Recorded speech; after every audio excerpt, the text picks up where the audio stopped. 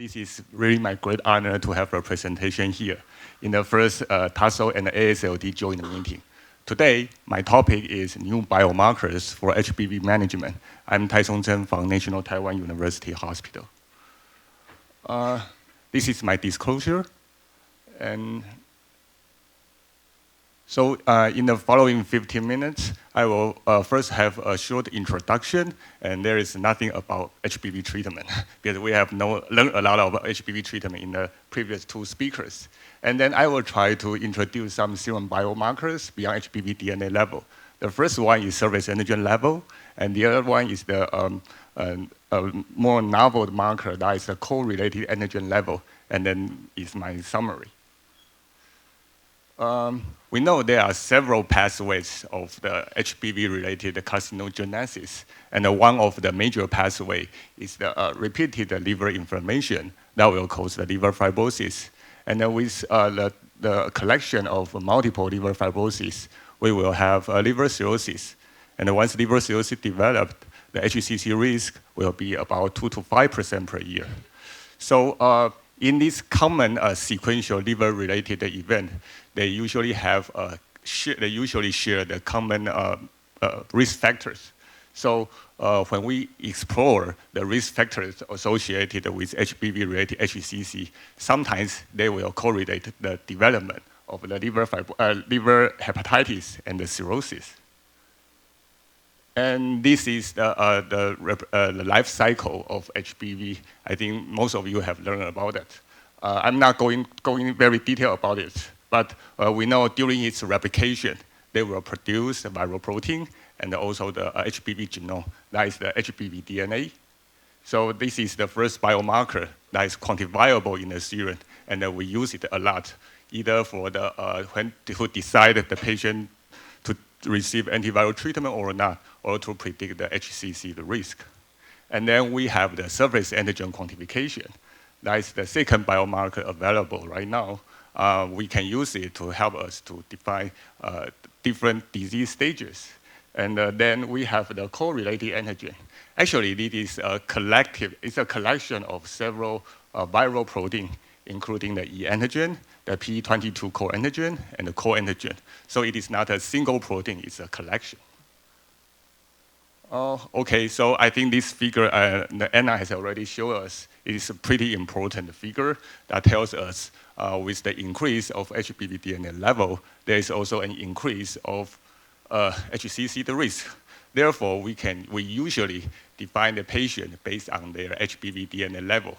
For example, if their HBV DNA level less than 2,000 units per ml, we call them as the low viral load patient. If the patient had a HBV DNA level between 2,000 and 20,000 units per ml, we call it the intermediate viral load because they have intermediate HCC risk. However, if their HBV DNA level is higher than 20,000 units per ml, this patient belongs to those with high viral load. Okay, so and next, we have learned a lot about the impact of HBV DNA on the HCC risk, and then we will try to know whether the quantification surface antigen level could be serve another co-predictor for the patients with low viral load. Okay, so this story starts from about maybe 12 years ago. At that time, I started my PhD study, and I think it's almost at that time the HBV DNA level. The story is just published in JAMA, and we started to learn that the cohort study is really powerful. So my boss, Professor Gao, just asked me if it is possible that we can have a hospital-based cohort study in our hospital. I said, yes, okay, I'll try it. So we have a very good medical records, and our mentors and our team leaders always also collect their serum samples. So it took me about 2 years. We have conducted a retrospective cohort study. Of course, it is not a prospective, so their evidence level could be a little bit weak. But finally, we have about 2,600 patients who are not liver cirrhosis, and they are treatment naive during the whole follow-up. So we call it an ERADICATE-B cohort study. And during the follow-up, we have the mean follow-up is around 16 years, and there are 200 patients developed HCC during the follow-up, and the annual incidence rate is about 0.5%. So, and after completing this cohort study, we have collected serum, and we also did the HBV DNA quantification, but as you know, it is not very novel to validate someone's finding. So at that time, Professor Gao asked me if we can do something else. So, and the quantification of surface antigen level was just available at that time. And actually, we did this surface antigen level. But at that time, we don't have any definite hypothesis to see whether the surface antigen is good or not. But we think if we can prove it is better than HBV DNA level, that would be a very exciting story. However, after completing all the surface antigen level quantification, we found if we use the 10-year HCC risk and 15-year HCC risk, the blue line is the blue line means the HBV DNA level, and the orange line means the surface antigen level. So this is the AURC to predict their HCC risk. We can tell that the blue line had a better AURC than the orange line. That means surface antigen level is worse. So if it is not superior biomarker, so can we have can we show it has a complementary role in predicting HCC? So that means we have to find some niche that HBV DNA does not accomplish. And therefore, we think maybe we can try to explore its role in those patients with a low viral load, because HBV DNA level does not play an important role in these patients. So we did several analyses. This is the restricted qubit spine. And among these features, we can find the orange line. The orange line means the risk of HCC. The y-axis means the hazard ratio. The x-axis means the surface antigen level. We found that the HCC risk seems to increase when its level is higher than 1,000 units per mil in this patient with low viral load. So we stratified our patients using the cutoff, and indeed we found a risk difference between these patients. When patients had a higher surface antigen level, their hazard ratio is about 3 compared to those patients with low surface antigen level. So at that time, we think it is an exciting finding, but actually I was not sure it is true or not. It is a coincidence, or it's just it's a really, really true finding. So back to our natural history study, we know sometimes these risk factors they can share between these, the fibrosis and the liver cirrhosis and hepatitis share the same risk factor between the HCC. So we just move our endpoint from the HCC to the hepatitis flare and the cirrhosis. And again, in those inactive patients with the low viral load, there is a consistent relationship between the surface antigen level and their risk. So when you use the hepatitis flare as our endpoint, the hazard ratio is around 2. And then when we use the cirrhosis as our endpoint, so the hazard ratio is around 4. So I think in our cohort study, we demonstrate that the higher surface antigen level is associated with increased risk of hepatitis, cirrhosis, and HCC. It's a consistent relationship. But maybe you would like to argue me that, so could it be only specific to your cohort study? Yes, so in addition to the internal validation, I think the external validation is pretty important. It will become the finding into the truth. So a couple of years later, so the review study, they also validate our finding. They use the HBV DNA level less than 2,000 units, plus the surface antigen level less than 1,000 units as their criteria to define the inactive carrier. They found this patient did have a lower risk of cirrhosis when using the endpoint as cirrhosis or HCC. So I think in our core study, we show the rule of the surface antigen.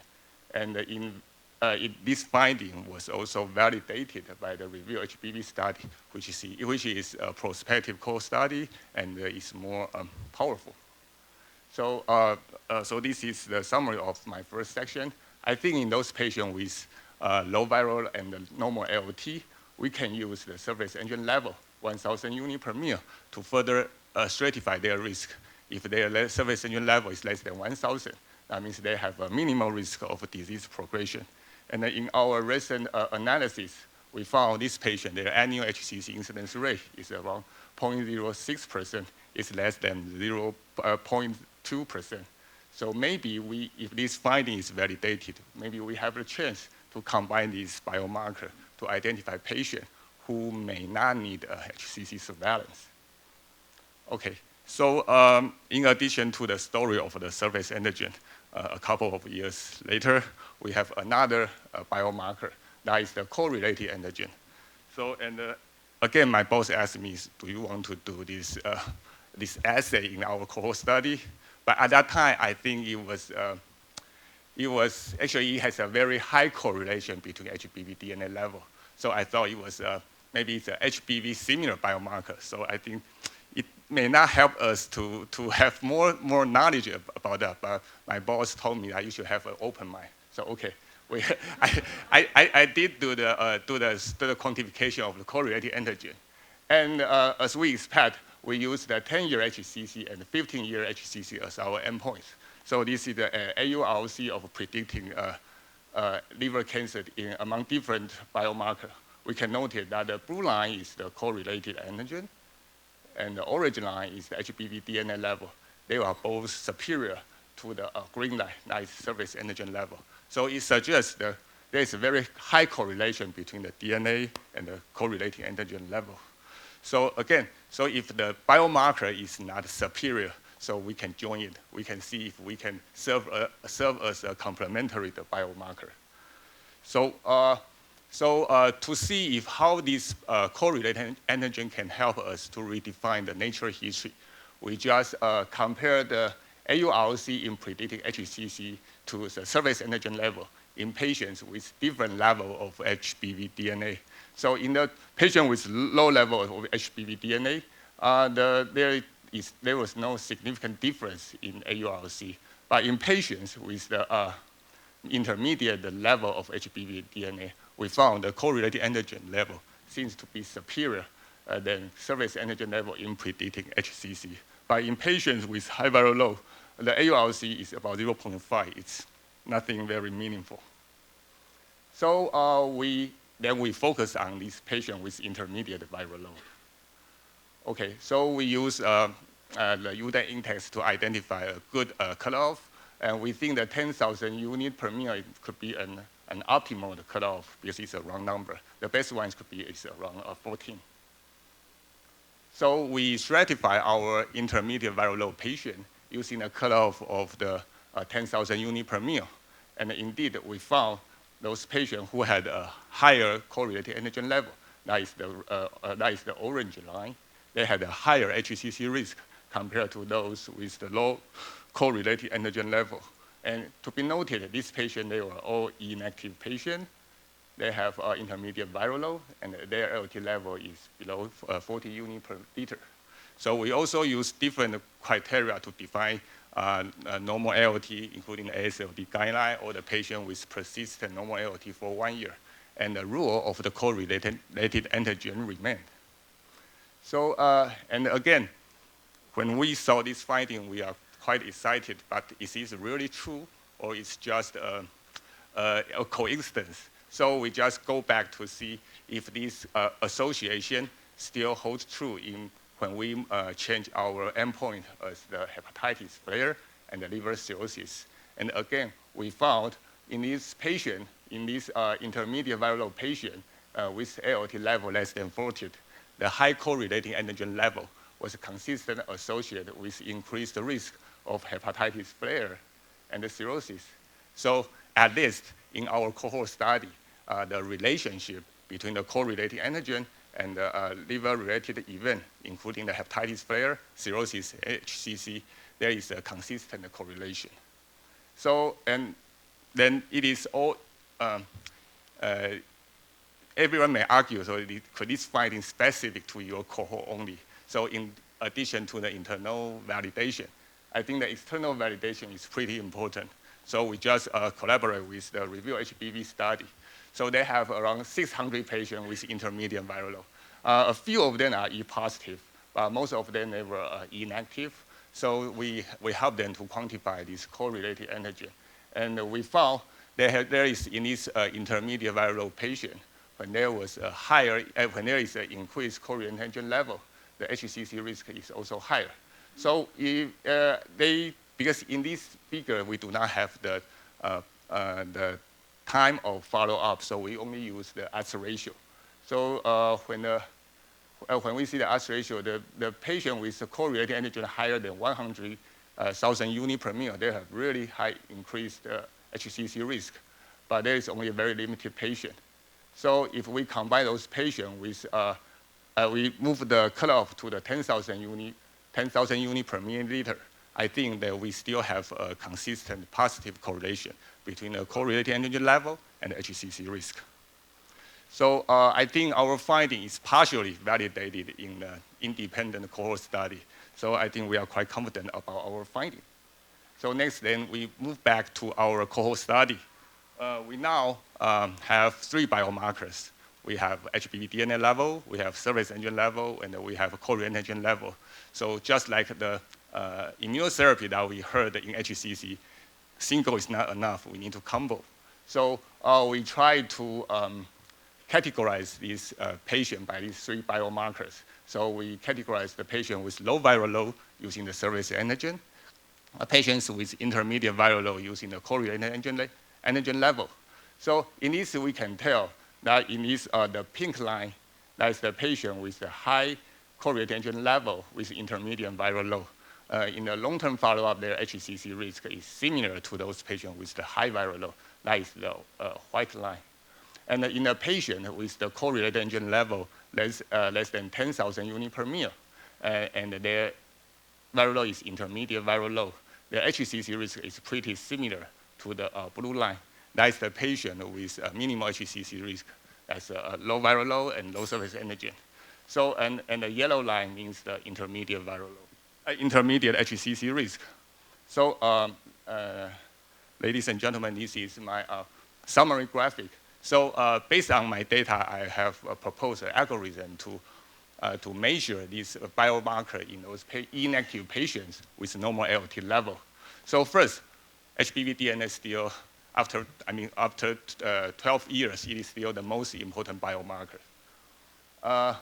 When the patient had a HBV DNA level higher than 20,000 units per mil, they don't need to assay other biomarkers. But for those patients with intermediate viral load, I suggest core-related antigen level should be measured. And for those patients with low viral load, I think we can use the surface antigen level. And then if the patient had a high viral load or the high core-related antigen level in intermediate viral load patient, the HCC risk should be high. And if the patient had a low core-related antigen level, but their HBV DNA level is intermediate, and their risk is very similar to those patients with minimal HCC risk. And then we have the intermediate risk, that is the low viral load, but their surface antigen level is higher than 1,000 units. I think based in this algorithm, I'm not suggesting that those high-risk patients, we should treat them immediately, because I don't have the evidence to show that the treatment is really beneficial to lower HCC risk. But based on this algorithm, I think we have a chance to provide the individual management for this inactive patient with normal ALT. So, so this is the figure that we had in yesterday dinner.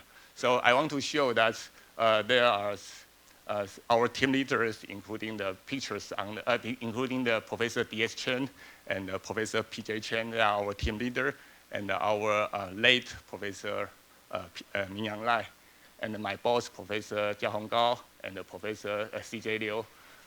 They are all very, they really help me a lot to conduct this core study, because they have collected these serums maybe about 30 years ago, and they spend a lot of manpower to accomplish this work.